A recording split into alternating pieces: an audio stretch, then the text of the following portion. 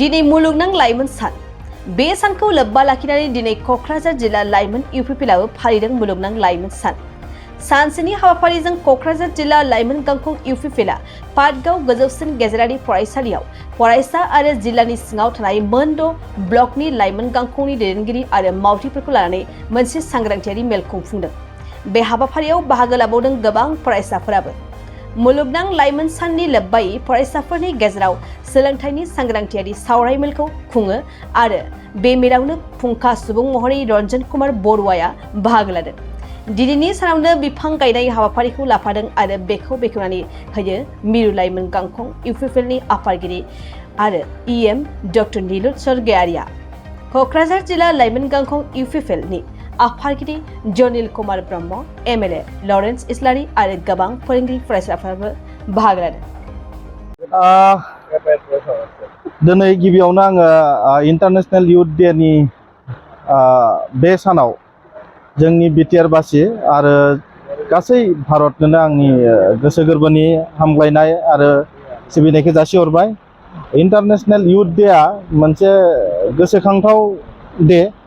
बेनि थाखायनो दिनै जोङो इउपिपिएल हान्जानि युथ उइंनिफ्राय जोङो बे डेखौ फालिदों आरो बे फालिनाय हाबाफारिजों लोब्बा लाखिनानै बिफां गायनाय हाबाफारि जों लादों आरो बिफां गायनाय हाबाफारिखौनो जों बिनि थाखायनो लादों जाहाथे जोंनि ओनसोलाव जोंनि इनभाइरनमेन्टआ जा इमबेलेन्स जानानै दङ बे इनभाइरनमेन्टखौ जों जाहाथे बेलेन्सिङाव लाबोनो हायो। बेनि थाखाय जों जेसेबां हागौ इसेबां जोंनि ओनसोलाव बिफां गायनायनि हाबाफारि जोङो मोनसे टारगेट लादों। बेखायनो दिनैनि नैबे गोथार सानाव इन्टारनेशनेल युथ डे आव जोंनि माबायाव 40टा समष्टि दङ। बे 40टा समष्टियावबो दिनै इन्टारनेशनेल युथ डे जों लोब्बा लाखिनानै बिफां गायनाय हाबाफारि लादों आरो बे हाबाफारिया खोब मोजाङैनो जानानै थादों। जोंनि बिटिआरनि मानिजाथाव चिफ प्रमद बर'नि बिथोन बायदियै दिनै जोङो नैबे हाबाफारिखौ मोजाङै मोजां खुंफुंनो हादों आरो बे खुंफुंनायनि मोगथां महर होग्रा गासैबो जोंनि बिटिसि आव थानाय जोंनि इउपिपिएल हान्जानि युथ बिथांमोनखौ आं साबायखर जासिदों। बिथांमोना खम समनि गेजेरावनो दिनैनि बे हाबाफारिखौ मोगथां महर होनायनि थाखाय जाबाय।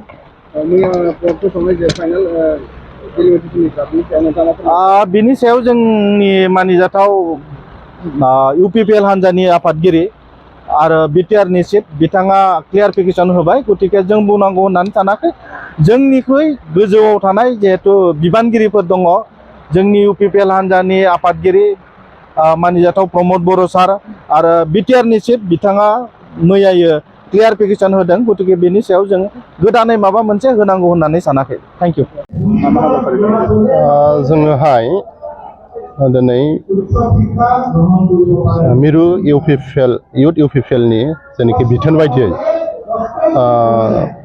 40टा मोन 40 जायगायाव मोनफ्रोमबो जिल्लायाव युथ हिसाबै इन्टारनेशनेल युथ डे बे हाबाफारिखौ फालिनाय जादों।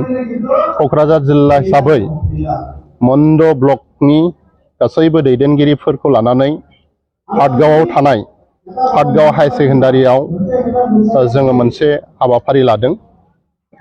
फुंनि समाव जोङो बिफां गायनाय हाबाफारि लादों। मानो होनोब्ला दिनैहाय आबहावाया लासै लासै गुबुंले जाबोगासिनो दङ। दा बेखौ नोजोर होनानै जोङो आबहावाखौ माब्रैहाय गोग्गो खालामनो हायो बेखौ नोजोर बोनानै जों बिफां गायनाय हाबाफारि लादों आरो बे गायनाय हाबाफारिखौ जोंनि बिटिआरनिनो इएम डक्टर नीलुत स्वर्गयारि सारनि आखाइजों जों गायजेननाय जादों। गोबां समाव नुनो मोनो सार बिफांखौ बेबायदि गायो नाथाय जोथोन लानाया साननैसोनि उनाव गोमालांफैयो। बेनि सायाव मा बुंनो सार? जोङो क'क्राझार जिल्ला युथ इउपिपिएल हिसाबै जोङो जोनोम जानाय लोगो लोगोनो 5 जुन वर्ल्ड इनभाइरनमेन्ट डे बेखौ धिरबिलाव गायदों आरो गोबां फरायसालिफोराव जों गायदों आरो फरायसालिफोरनि फोरोंगुरुफोरखौ जोङो आर'नाइ आरो बिहु गामसा बेबायदि होनानै बरायबोदों जाहाथे फैबाय थानाय जेनेरेसना इयुथफोरा फोरोंगुरुखौ मान होनो सोलोङो, गिदिरखौ खुलुमनो सोलोङो। बे उद्देश्यजों बेबायदि हाबाफारि लानाय जादों आरो जोङो जे जायगायाव बाउन्डारि दङ स्कुलफोरा बेफोरबायदि जायगायाव जोङो इउथ इउपिपिएल क'क्राझार जिल्ला हिसाबै गायनाय जादों आरो बेखौ जोङो हाबाफारि लायै लायै जोङो सम सम फोसाबनाय हाबाफारिबो लादों। दिनै इउपिपिएल हिसाबै नोंथाङा जेनेबा इउथ डेजों लोब्बा लाखिनानै फरायसाफोरखौ लानानै मोनसे सावरायमेल खुंनाय जादों। उद्देश्यआ मा? जोङो जिहेथु इयुथखौ दैदेनगासिनो दङ, इयुथफोरनि हाबाफारि मावगासिनो दङ, जाहाथे फैबाय थानाय लाइमोनफोरा साफा साफा राफोद लाइमोन जानानै जों बिटिआर ओनसोलाव माने सासे सासे हाथरखि अलंबार जानानै फैनो हायो। गावनि सोलोंथाइ फारसेखौ गोग्गो आखल आखु दानायनि गेजेरजों मोजां सोलोंथाइखौ लाफुंनो हायो। बे हिसाबैनो बिथांमोनखौ लानानै सासे रिसार्च पार्सन रन्जन के बरुवा बिथांखौ लाबोनानै जोङो गथ'फोरखौ बोसोन होहोनाय मोनसे हाबाफारि लादों। लाइमोनफोरनि थाखाय दिनैहाय साननानै लादो जोङो दुरान्ड काप जाफैदों दा बे दुरान्ड काप जानाया जोंनि लाइमोनफोरखौ बिराद थुलुंगा होदों। खेला फारसे बायदि हाबाफारि फारसे बल गेलेनाय बायदि बायदि गेम गेलेनाय फारसे जोंनि लाइमोनफोरखौ थुलुंगा होनायखौ जों नुनो मोन्दों। सिगांफोराव जों नुयोमोन जायखौ जोङो बुंनो गोसो गैयाबाबो बुंनांगौ जायो, माने बारग' माने बिटिआरनि चिफ हाग्रामा बिटिसिनि चिफ हाग्रामा महिलारि सारनि दैदेननायाव बिराद गुबुंले समाजा जाबोनो हमबायमोन।